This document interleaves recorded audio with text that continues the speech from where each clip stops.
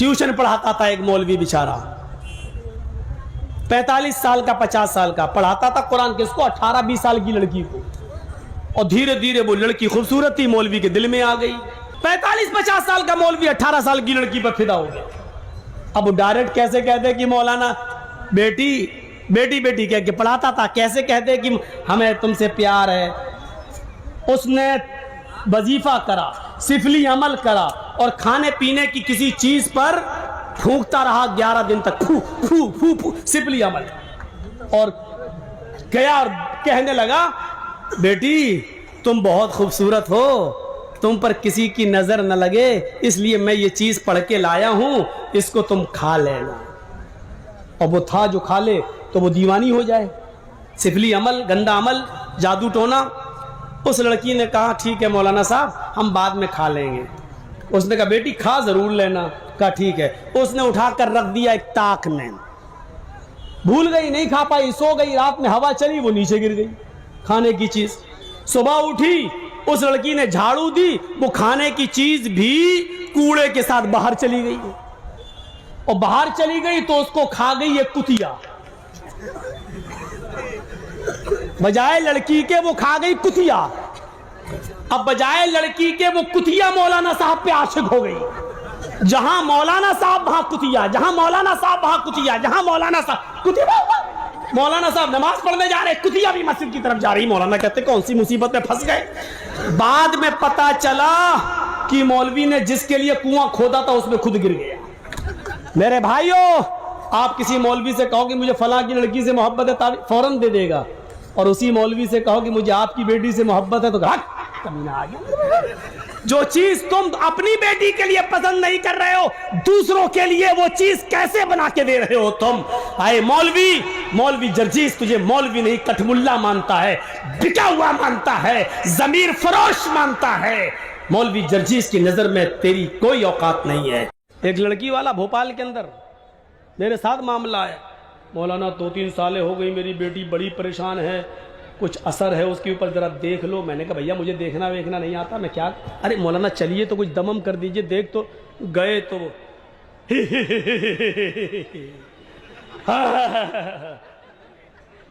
मैंने कहा यार ये तो बड़ी आंखें फाड़ रही है, कहीं कच्चा ना चबा जाए। क्या है, अपने बाप से कहती किसको लाया है, बड़े बड़े आ गए कुछ नहीं कर पाए, ये कल का लौंडा ये क्या करेगा। मैंने कहा यार ये तो अभी सुना रही है उल्टी सीधी। मैंने भी एक अंधेरे में तीर मारा, मालूम तो था नहीं लेकिन अंधेरे में तीर मारा। मैंने कहा यहां अपनी कमजोरी साबित मत करो। मैंने लड़की के बाप से कहा क्या यार पागल बनाने चले आए हो, इसको कुछ हुआ भी है। क्या बात कर रहे हो, 3-4 साल से मैं परेशान हूं, लाखों रुपए इलाज में चला गया। मैंने कहा ये तो बेवकूफ बना रही, इसको कुछ हुआ ही नहीं है। कहते क्या बात कर रहे हो।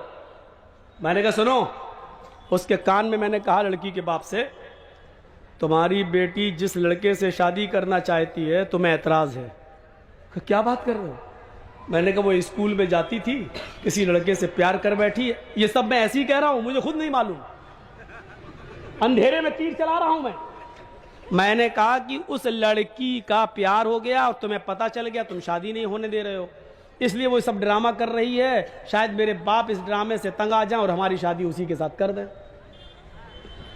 कि मौलाना ये बात तो सही है कि उसको किसी लड़के से प्यार हुआ है, लेकिन वो ऐसा क्यों करेगी।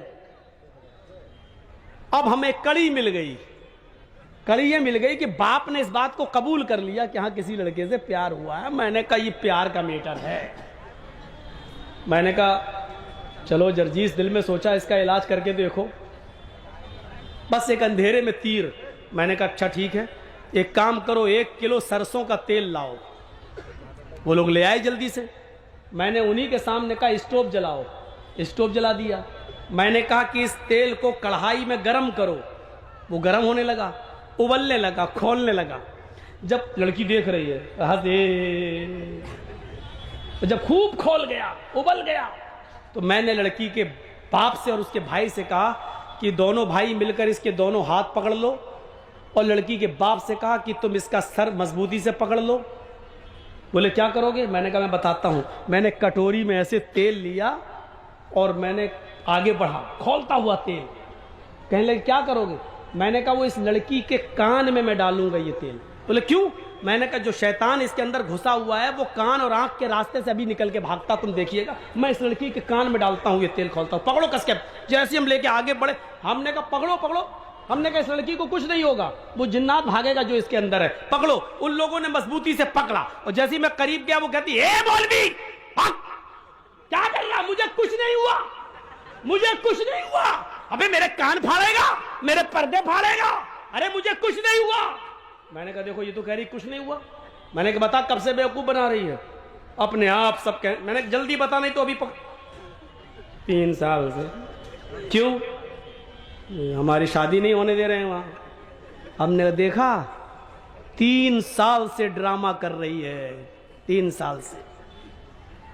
बजाय इसके कि तुम अपने घरों में अपनी जवान बेटियों का इलाज कराने के लिए किसी मस्जिद के इमाम, ताबीज गंडे, झाड़ फूक करने वाले को बुलाकर लाओ, उससे पहले ये तजर्बा करके भी देख लो, देखो कैसे भूत और पलीत उसके ऊपर से भागता है। भी कह दो आए अहले किताब, आए मोहम्मद सल्लल्लाहु अलैहि वसल्लम, कह दो आए अहले किताब, आए यहूदियों, आए ईसाइयों, आए तौरात वालों, तालऊ इला कलिमतिन सवाइन बैनना व बैनकुम, आओ एक ऐसे कलमे की तरफ, आओ एक ऐसे मैसेज की तरफ, आओ एक ऐसे मूल मंत्र की तरफ, आओ एक ऐसे कलमे की तरफ जो हमारे और तुम्हारे दरमियान बराबर है। देखिए अल्लाह खुद कह रहा है आए यहूदियों, आए ईसाइयों, आओ उस कलमे की तरफ जो हमारे और तुम्हारे दरमियान बराबर है।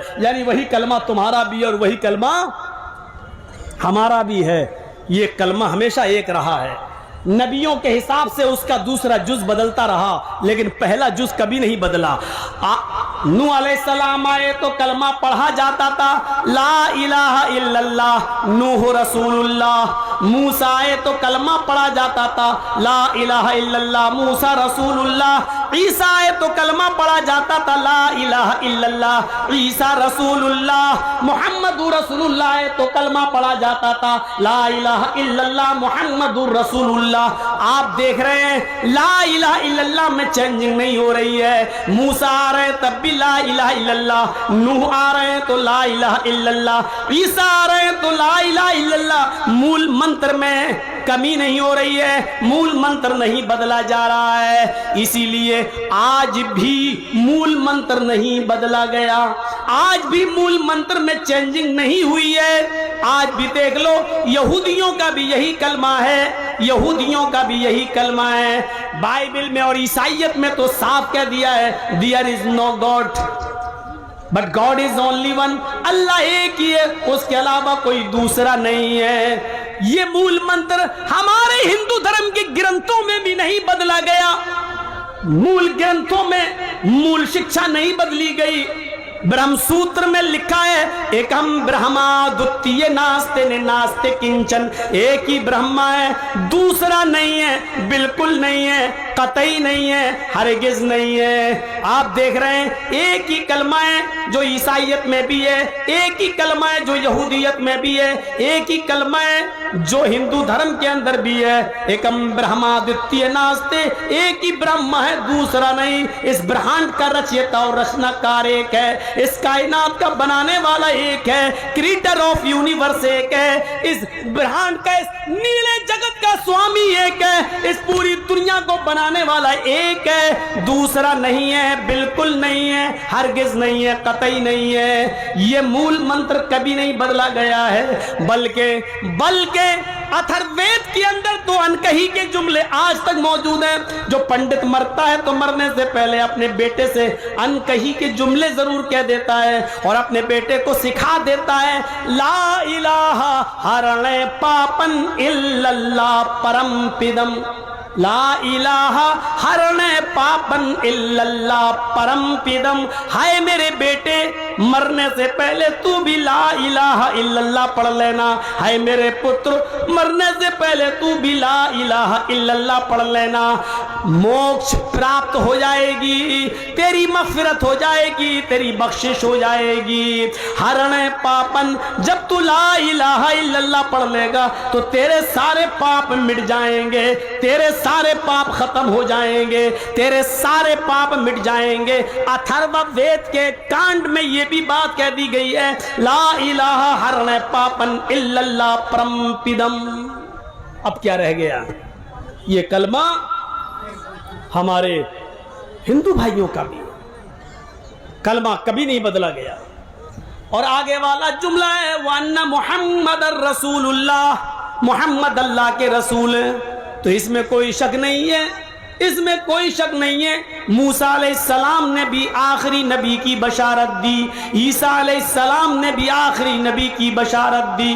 दुनिया में जितने भी नबी आए, हर एक नबी ने आखिरी नबी के बारे में बताया। वइज़ अख़ज़ल्लाहु मीसाक़न नबिय्यीन लमा आतैतुकुम मिन किताबिन व हिकमा